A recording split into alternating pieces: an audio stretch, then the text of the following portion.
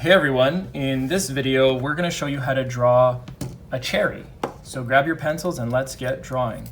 So the first thing you need to know about this drawing is that I'm actually going to draw just a single cherry. So it is going to be from stem down to cherry below. We're really going to draw something like this. Something that kind of goes, I want to say round, but maybe not quite round, something like this. And the other piece of the cherry kind of goes like this and kind of goes like that. So if you're never sure about what shape to draw, start with dotted lines, and then as you are more happy with the shape that you're creating, you can connect it just like I did over here. So that's like a nice way to establish the shape of your drawing, in this case a cherry. And as you know, I'll give you some interesting facts about cherries as well. The stem, actually let me sharpen this just a little bit more. As I do, I'll just tell you that there's actually more than 1,000 different varieties of cherries. I think there's like 500 different varieties of sweet cherries, and almost as many varieties of what they call tart cherries. So tart, or like, I guess that means acidic or not sweet. So 1,000 different varieties, but really only 20 types of cherries are really commercially produced. So if you're eating cherries on the regular, and you're probably having one of the 20 common types of cherries that exist. They also say that cherries have been around since the Stone Ages. So archaeologists have discovered fossilized cherry pits in fossils, and prehistoric caves actually as far back as 300 BC. So they go way back. They go way back, as they say. Your stem is going to be fairly uniform and fairly thin all the way up. It might get just the ever so slightest bit thicker at the base, but not. It doesn't get thicker as you go down. It really just starts to get thicker at the last, right over here. Like I would say the last, 10% or so. And we're going to have the stem go right on top of the cherry, because we're going to draw the curved portion over there. The top of the stem also has just a bit of this like larger piece that kind of goes around like this. And it's basically where the cherry gets removed from the tree. So we're going to draw it just like this. It's a little all over the place, and it's just a thicker piece that kind of exists up top as well. So that's what I'm going to draw up there. Okay, I might also really benefit from having a finer tipped pencil and just get that stem looking just a little more smooth, if you will, just a little more cleaner, as they say. So that's all I'm really doing there. I'll probably come back to the stem, but for now I am okay with that. So I'm okay with that stem. I would also say, well, let's use a 5B, but I would also say that when drawing the cherry, you have more of this frontal part over here, and that is actually going to cut, I would say it's going to cut on top of the stem. So if you've drawn your stem, you can go right down like this, and we're going to cut on top like this, and we're going to come back over here, and we're actually going to have a dark patch right over here. I'm purposely creating this curvature because cherries, either when wet or just when clean, they do have some glistening and glaring spots on them. So the question becomes, how do I draw these dark spots on a cherry? So that's really what we're going to draw right here, is this dark spot on the cherry.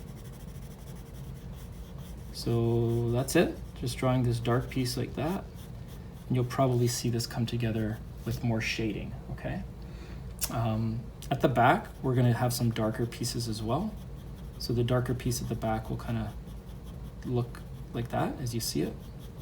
And we're just going to pull out some lines like that. So we're going to get some of these lines following the curvature of the cherry, so just like this. and these lines here will continue down. We're just going to keep them moving, keep them going down like this.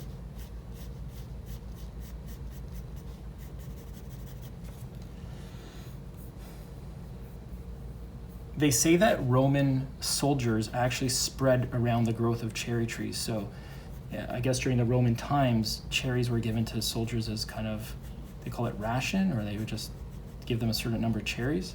So as the Roman soldiers would travel around, they would like spit out the cherry pits, and then they would actually become trees. So there was an old saying that like to find the old Roman roads, all one had to do was follow the wild cherry trees. So as the cherry trees, as there was trails, you would just probably know that that's where the like the old Roman soldiers' paths were, which is really, really interesting if you think about that. You're gonna wanna get some dark shading at the bottom of the cherry. I mean, the light source is probably coming from somewhere over here, so there's nothing wrong with just establishing some shading and tones towards the bottom as well. This piece over here, I'm actually gonna keep nice and light, and in doing so, I'm gonna keep this piece white, and then kind of everything around it should follow the shape of the cherry, and that kind of is just like this. Like you see these lines, how these curvature lines follow the outer and inner shape of the cherry. That's what I really want to do here. So hopefully you're doing the same. By the way, are you drawing along? Are you watching? Please let us know. We'd love to know how you're doing. Is this for a project or some sort of just personal work that you're doing? Either way, let us know. So we'd love to hear from you. This other piece at the back is actually going to curve out a lot more. Not quite that high, but I would like to get this just looking a little bit higher up over here, just like that. And then what we're going to do is actually just create some lines that kind of just follow the shape of this cherry, right? So this is what we're really trying to do, is create this effect, like this 3D effect of the drawing of the cherry, okay? You can use your smudge technique now or later. Whenever you decide to do that, just try to avoid that white spot. That white spot is really going to be where the light source is hitting, like the glare of the cherry, okay? So we're going to keep doing this. I'm going to add some lines on the stem. The lines on the stem just give it a little bit more realism, if you will.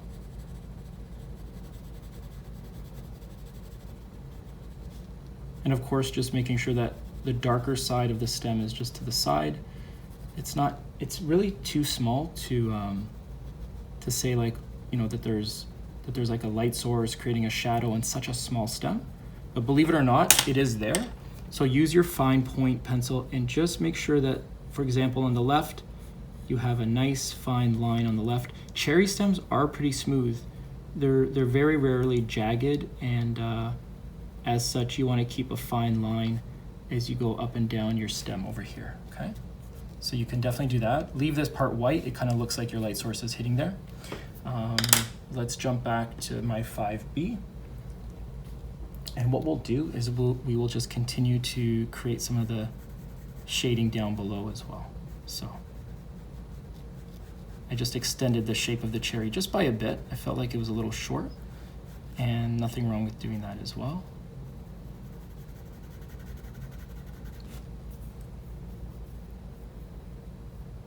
So they also say that the cherries in North America, which is where I am, the cherries that are in North America actually came there in the 1600s. So the Europeans, when they arrived with cherries, basically there was already several varieties present in North America, including black cherries.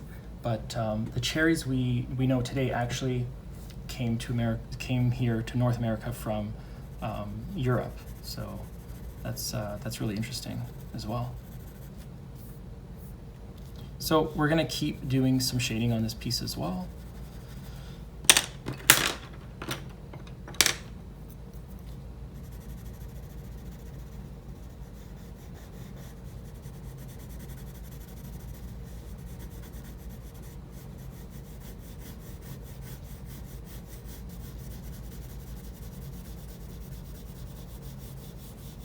I would say when drawing any type of fruit, your curvature line should really go up and down. Just try to follow that shape of the fruit that you're drawing, and you'll see that it will look a lot more realistic if you can just keep your curvature lines moving in that direction, just like I'm doing right here. Okay? You'll see that it starts to look a lot more realistic. Use your smudge technique to kind of move up and down and just kind of let some of the lead like bleed around on this drawing. And even over here, you have this kind of piece like this.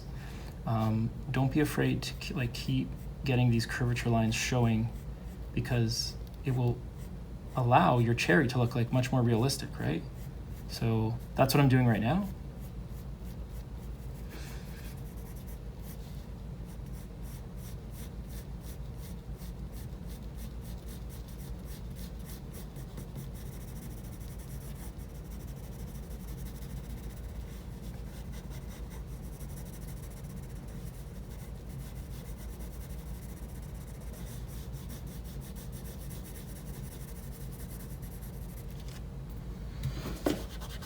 And again, I'm just going to use my smudge technique to kind of, again, let this lead move around. Like, let it become one with the drawing. You don't always want to keep your lead in one place. Like, there's a lot of times when you want to maybe let the lead like become one with the page, if that makes sense.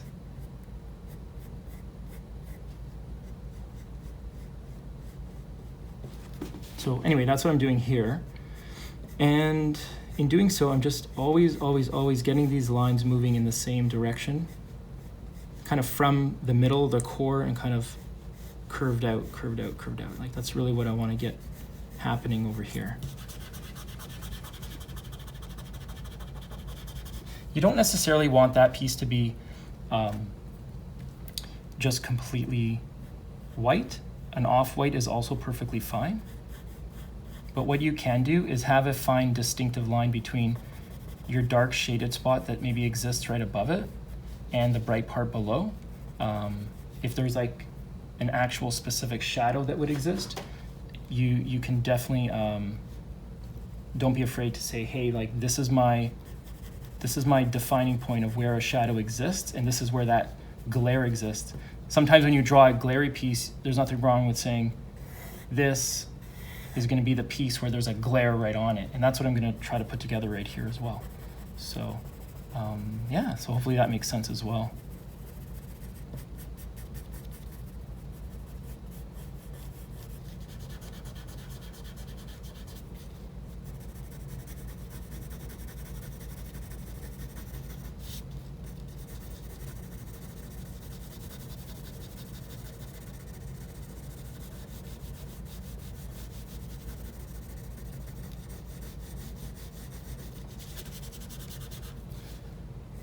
Okay, so we're getting there. We're doing a little bit better with each stroke. We're looking a little bit better.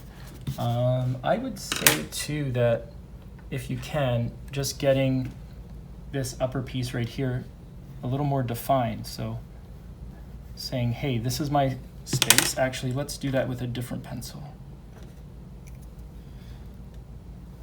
If this were to come down like this, I might say,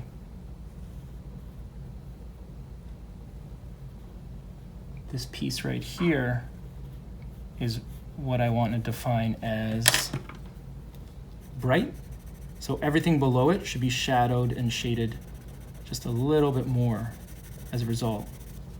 And that's what we're doing. So that's what we're going to do, is get some shading below it.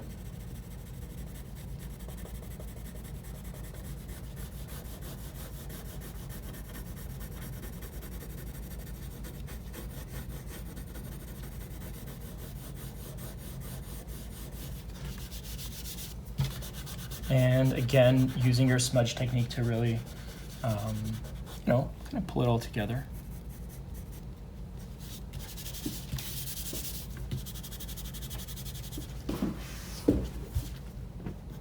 The tricky part about drawing these glare lines is it's hard because you look at it and you think like, oh, it kind of could be perceived like it's out of place, like something doesn't look right here. But in reality, when you look at the picture of a real cherry, or even look at a cherry in real life, like those glare lines are just there, just like that, like just a glare like that. It's actually also a common technique when drawing an eye. If you ever draw an eye, sometimes there's glare on the inside, so you're also going to use a similar technique to draw the glare on an eye. In fact, drawing glare on any item, on any object, is probably very similar in terms of the process that's involved. So the trick is, I would say, like, if I want to show that this is curved, get your glare lines, you know, curved. Like, get this piece curved if you can. So hopefully that makes sense. Even over here, I might say, let's curve this up a bit more. Like, let's get this looking like it's on the ridge, right? So that ridge exists just like that. Start larger with your glare spot, and then you can always shrink it, and you can also make it look smaller and smaller as you go along. But if you go too small, you can't really, it's hard to erase that spot. It's hard to you know, expand the glare spot, because you have to like get the eraser in there, and it can be a bit hard to do. So just keep that in mind as well. I'm actually all out of facts for cherries, but what I can tell you is that I really enjoy eating them. They're pretty delicious, great little taste to them, and you usually have like one bowl for all the pits that you spit out, and you have like one bigger bowl with all the cherries that you're about to eat. And I find like you only really need to eat one, and then you kind of start eating more and more and more. Sometimes you say, oh, I'll just have a couple, but you never do, right? It never happens. As a kid, I had a cherry tree. So in my backyard, we had a giant cherry tree, and it was really neat. I would climb it all the time. I would climb it all the time, and eat the cherries. We had a few cherry trees in the backyard, which was really neat and really cool. So yeah, so it was pretty cool. Let's see if we can, maybe, just maybe, let's see if we can. I want to add some lines to really help make this white space look like it is curved and curvature lines. And I just want to add ever so slightly these lines that would most likely be there, you know, if that bright spot wasn't necessarily there. So I'm going to see if I can just like make this look just a little more realistic that way. Okay.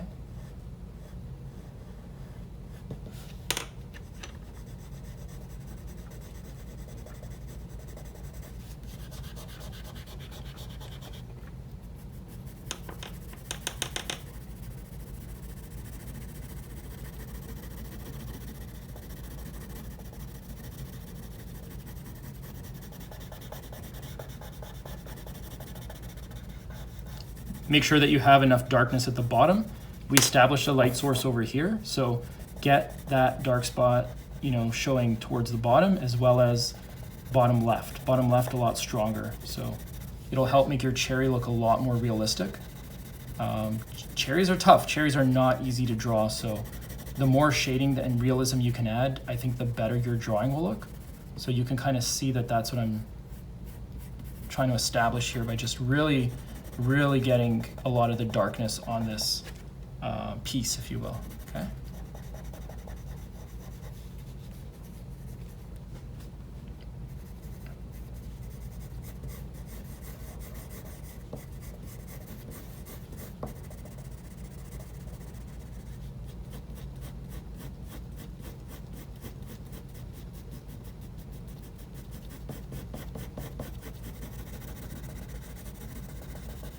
And it's a trial and error process as well. I know the first time that I drew a cherry, it didn't really work out too well.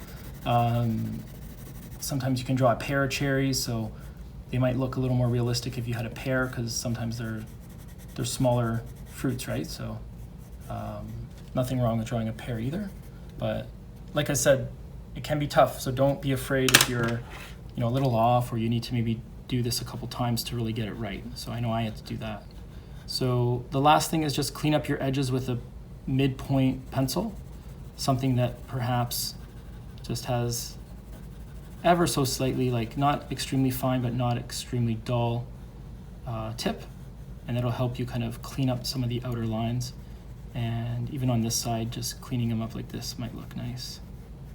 So I will do that.